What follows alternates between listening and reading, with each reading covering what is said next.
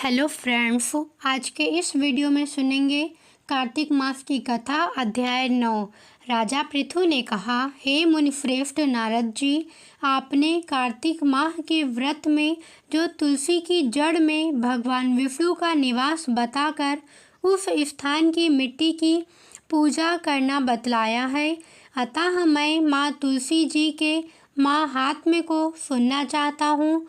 देवी तुलसी कहाँ और किस प्रकार उत्पन्न हुई, यह बताने की कृपा करें। देवर्षि नारद बोले, हे राजन, अब आप तुलसी जी की महत्ता तथा उनके जन्म का प्राचीन इतिहास ध्यानपूर्वक सुनिए। एक बार देवगुरु बृहस्पति और देवराज इंद्र भगवान शिव का दर्शन करने कैलाश पर्वत की ओर चले।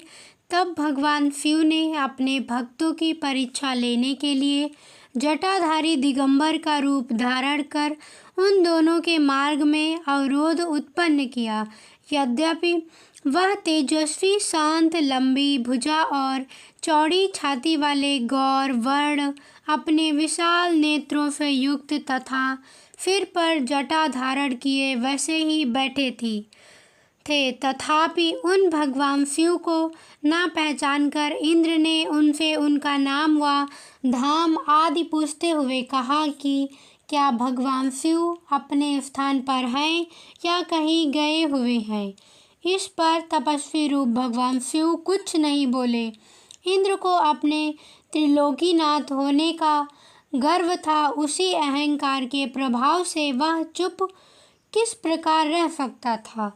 उसने क्रोधित होते हुए उस तपस्वी को धुड़क कर कहा, अरे मैंने तुझसे कुछ पूछा है और तू उसका उत्तर भी नहीं देता। मैं अभी तुझ पर वज्र का प्रहार करता हूँ, फिर देखता हूँ कि कौन तुझ दुर्मति की रक्षा करता है। इस प्रकार कहकर जैसे ही इंद्र ने उस जटाधारी दिगंबर को मारने के लिए हाथ में वज्र लिया, वैसे ही भगवान शिव ने वज्र सहित इंद्र का हाथ स्तंभित कर दिया और विकराल नेत्र कर उसे देखा। उस समय ऐसा प्रतीत हो रहा था कि वह दिगंबर प्रज्वलित हो उठा है और वह अपने तीर से जला देगा।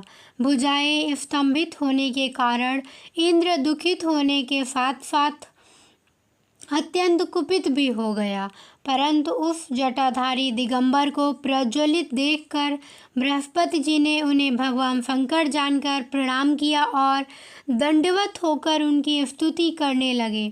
बृहस्पति जी भगवान शंकर से कहने लगे, हे दीनानाथ, हे महादेव, आप अपने क्रोध को शांत कर लीजिए और इंद्र के इस अपराध को क्षमा कीजिए। बृहस्पति के यह वचन सुनकर भगवान शंकर ने गंभीर वाणी में कहा, मैं अपने नेत्रों से निकाले हुए क्रोध को किस प्रकार रोकूं। तब बृहस्पति ने कहा, हे भगवान, आप अपना भक्त वत्सल नाम सार्थक करते हुए अपने भक्तों पर दया कीजिए। आप अपने इस तेज को अन्यत्र स्थापित कीजिए और इंद्र का उद्धार कीजिए। तब भगवान शंकर गुरु बृहस्पति से बोले, मैं तुम्हारी स्तुति से अत्यंत प्रसन्न हूँ। तुमने इंद्र को जीवन दान दिलवाया है। मुझे विश्वास है कि मेरे नेत्रों की अग्नि अब इंद्र को पीड़ित नहीं करेगी। बृहस्पति से इस प्रकार कहकर भगवान शिव ने अपने मस्तक से निकाले हुए अग्निमय तेज को अपने हाथों में ले लिया और फिर उसे क्षीर सागर में डाल दिया। तत्पश्चात भगवान शंकर अंतर्ध्यान हो गए। इस प्रकार जिसको जो जानने की कामना थी उसे जानकर इंद्र तथा बृहस्पति अपने अपने स्थान को चले गए। उम्मीद करती हूँ कि मेरी यह कथा आपको बहुत पसंद आई होगी। मेरे इस चैनल को लाइक करें, शेयर करें और सब्सक्राइब भी करें। धन्यवाद।